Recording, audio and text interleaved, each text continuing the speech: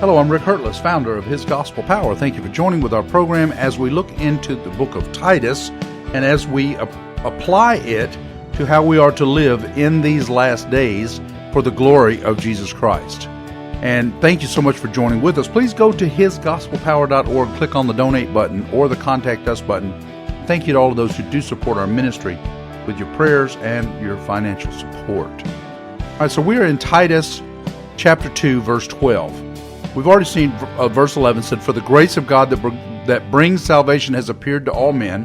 And verse 12 says, "Teaching us that denying ungodliness and worldly lusts, we should live soberly, righteously, and godly in the present age."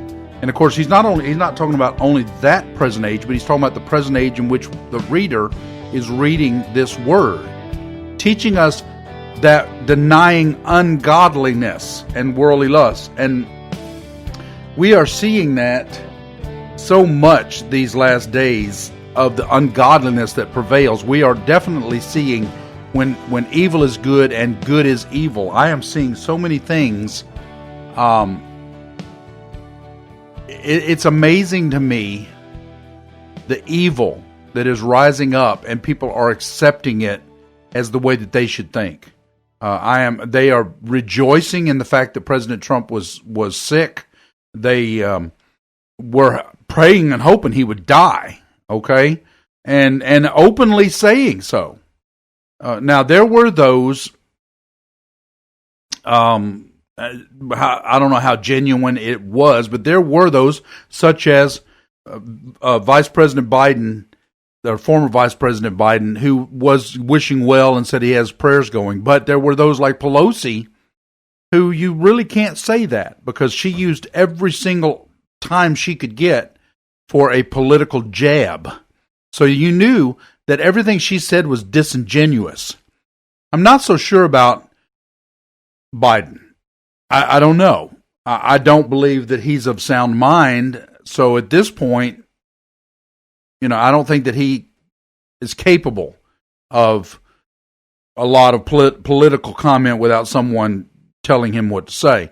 That's just my opinion. From what I've seen, I'm really concerned that we would even be running a man like that for president. I don't care. It has nothing to do with whether I like him or like his politics or anything. It has everything to do. I mean, all right, Kamala Harris, for example. I think that the woman is evil. However, I believe she's at least of sound mind, and if she was running for president on the left, I would at least understand it. But we have Biden, who does not appear to be of sound mind, and they're running him anyway, as a political ploy, it seems like, just because they think that he is electable. And then, of course, at that point, if he were elected, then it will hit the fan, and you will lose your freedoms like you have never thought possible. That's what will happen. It's pretty well a given that is what will happen. They're all saying, they're already saying they want to take away our Second Amendment rights. We've already seen how they have taken away our free speech. We've seen how they have stopped church in these democratic states. And so that will be nationwide, is what it will be. And it's amazing to me for a party that is always screaming about separation of church and state, how they think they can tell the church what to do. And in fact, they are. They are denying the church the possibility of going into worship. And so they want their bread, they want their bread and butter, they want their cake and eat it too. And most just sit by idly and just watch it. Now, there are those who are standing up, but we should have stood up 30, 40 years ago.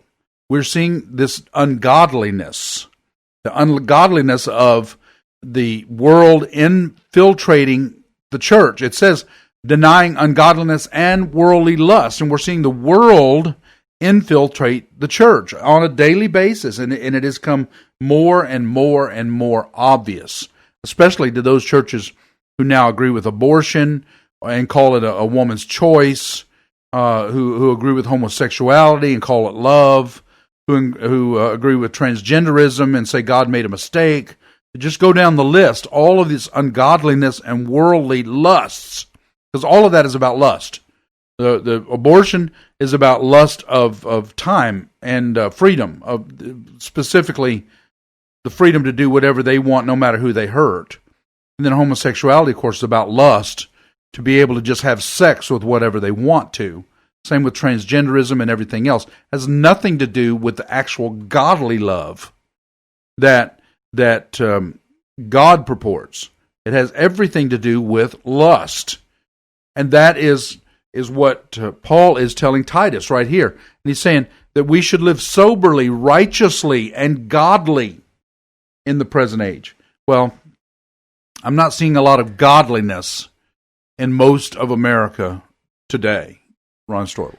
Well, this has been a sore subject with me, and I've put it out there on social media, and I don't want to say I'm surprised I didn't get any response on it, but I think it really speaks to the state of the so-called Christian community out there.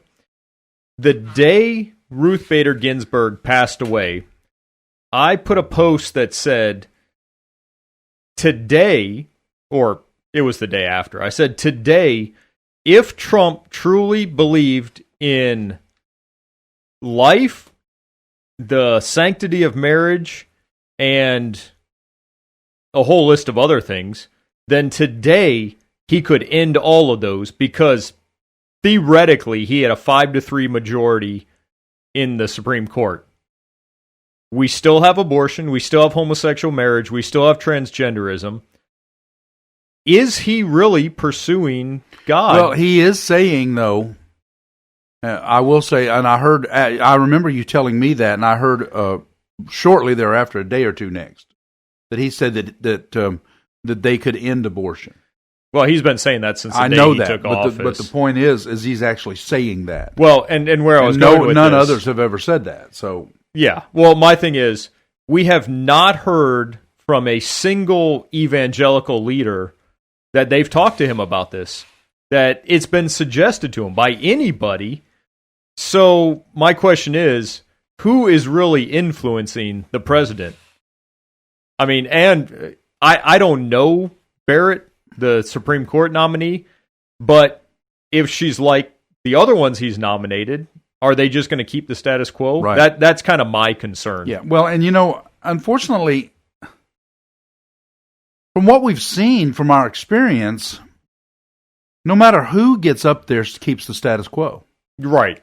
And I don't know if it's they get in the office and then they get the threats begin to happen, or the payoffs begin to happen, or exactly what stops that. But we've seen it so many times. Right. So if you're relying on a politician to start following godly principles, no matter who they are, I mean, have we had, I know we haven't had a Democratic president, have we had a Republican president that has ever really pushed to end these things? I don't recall one. Exactly. Bush got into office and it was just status quo. He never even mentioned it. Right. Same with Bush Sr. They never even mentioned abortion. That's like, well, that's a done deal. There's no need to beat a dead horse, I guess. No, I do not recall a time when a president has pushed back to try to get us back to anti-abortion. Right. And make no mistake, God is anti-abortion. Just make no mistake about it. He is it is not your body, women. I'm sorry. I'm not a woman. I get that. I know you're not even a woman. No, I'm not. But I know science and I know biology. And the biology is basically you at the point of conception, you become a host. That's not your body. That is a living, breathing being inside of you that you are hosting, really, I think, for God. That you at that point, because now you are growing a godly being inside of you, because according to Romans 1, God has placed a piece of himself into all of us. So that means now you've got an individual that you are growing. You are not growing your body. It's not like you're growing another liver or another heart or something like that you can just cut out and cast away. You don't need it. This is a living entity that is on its own. Well, we can look at it from the other side, too. The woman's responsibility for that child to make sure it's born healthy is just as much the man's responsibility that took part in creating half of it to provide for that child after it's born. Well, absolutely. Absolutely. But I'm just trying to make the point, because many women will say, well, you men don't know anything about it. But you're right. I mean, we're supposed to take our part, which I did with my babies. Well, I listened to a court case. It's been a couple years now about a man that sued. I can't remember if it was his girlfriend or his wife or just whatever, his mistress or whatever, got her pregnant, and he was taking her to court because she wanted to have an abortion, and he was suing her to have the child because he wanted it. And I remember something. He lost, didn't he? He did lose. Yes, he lost. And I fully agree with him. Right. And the thing is you've got the mayor of New York, or no, the governor, of New York, who was quoted as saying, after the baby is born, we are now officially, the umbilical cord has been cut. It officially is no longer a part of the mother's body. Even by their standards. By anybody's standards. It is absolutely a baby. He said, we're going to keep it comfortable until the mother decides what to do. Yeah.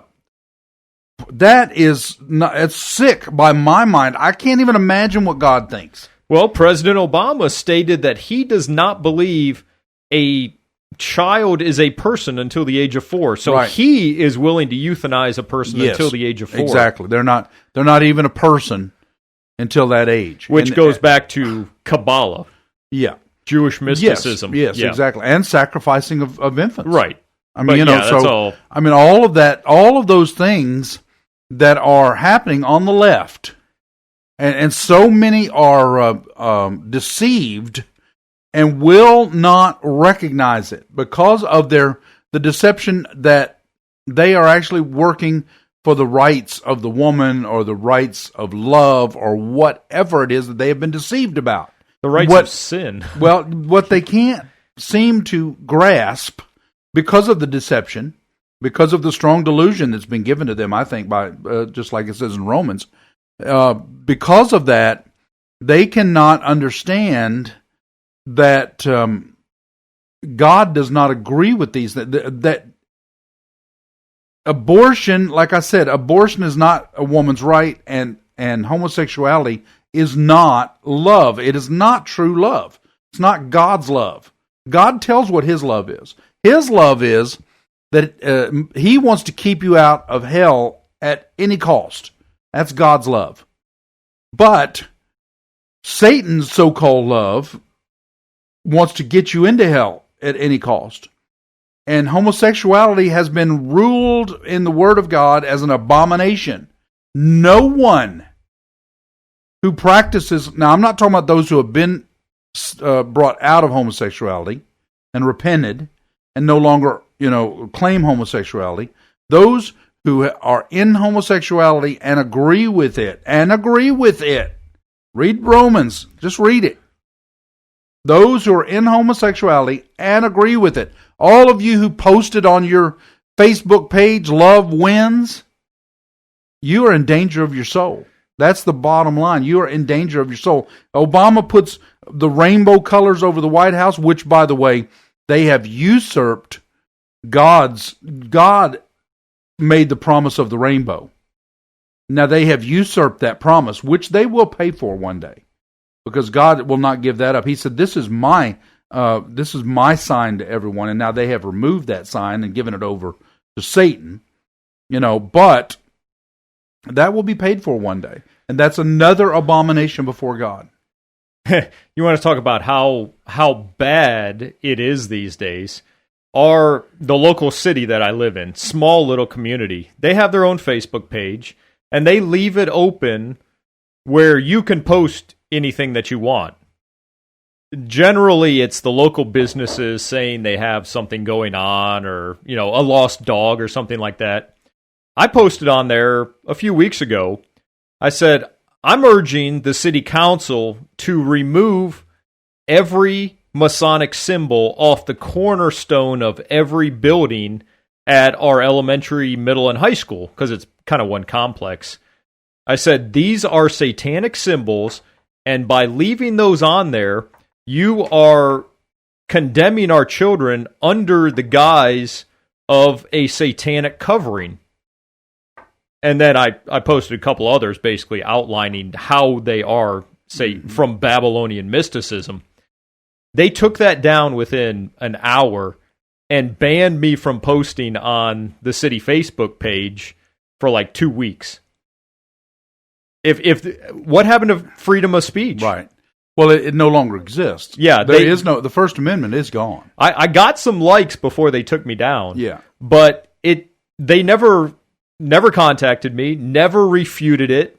If they wanted to truly disagree with it, maybe they should have posted on there why they disagreed with it. But no, these days, the local cities, they'll just shut you down. Well, I mean, like they call the cancel culture. If they don't like what you say, they just cancel you. In some ways, it's permanently. In some cases, it's been permanently. They have canceled people. They've killed them. But that's what I'm trying to say. Hopefully you understood what I was talking about. Yeah. But the cancel culture is, if they don't like what you say, they take your post down. They take whatever, they scream, they yell, they do whatever they can do to not allow you to say what you wanted to say. I mean, really, I think the debate was indicative of that. Oh, that was ridiculous. Because Trump was trying to talk, and as he tried to talk, Chris Wallace kept interrupting him and interjecting his own thinking. Is like, now wait a minute here. Number one, I thought he was supposed to be debating Biden. Number two, you're just going to talk over the man and you won't let him do any rebuttal. So, I mean, that's our cancel culture. Well, we're out of time. Thank you for joining with our program. Please go to hisgospelpower.org, click on the donate button or the contact us button. And thank you to those who do support our ministry through your prayers and through your financial support. Until next time, I pray you receive his gospel power today.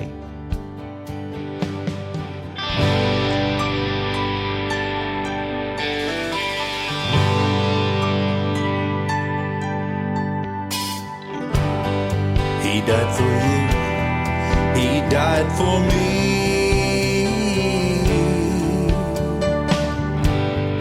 From our sin, he set us free. He loved us so, his life he gave. So if we ask, we can be saved. He's calling you, he's calling you.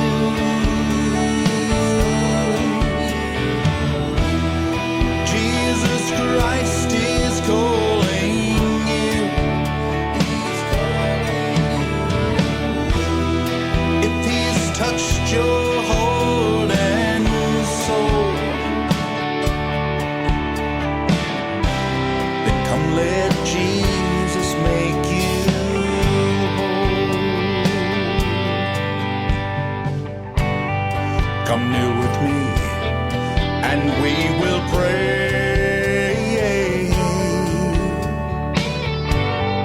that all your sin be washed away.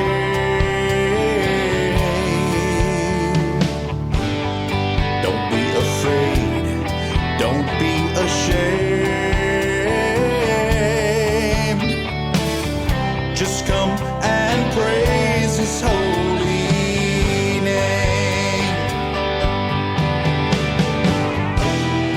He's calling you, he's calling you.